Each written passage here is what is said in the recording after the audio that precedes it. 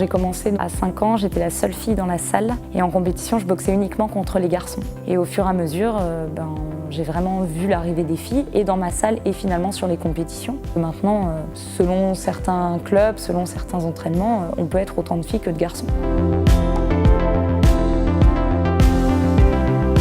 Il n'y a pas réellement de différence entre boxer un homme ou une femme. Quand on est à l'entraînement, on est tous des boxeurs en fait. Il n'y a pas de différence, on est tous logés à la même enseigne, on pratique la même discipline, on est dans une salle, on est en commun. C'est plus un tabou de faire des sports de combat, c'est plus en contradiction avec la féminité telle qu'on la conçoit aujourd'hui.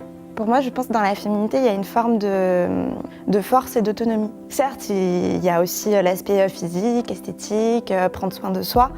Et je pense que c'est pas du tout incompatible avec la pratique d'un sport de combat et en particulier avec la pratique de la boxe française. Au contraire, ça permet aussi d'être plus sûr de soi, de moins avoir peur de la force physique. Et ça, je pense que ça fait aussi partie d'une femme qui est bien dans sa peau.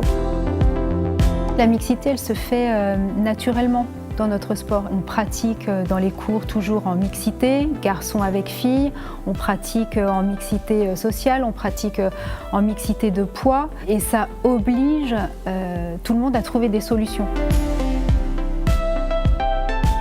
Je pense que la Fédération française de savate boxe française et des disciplines associées est un exemple en termes de mixité.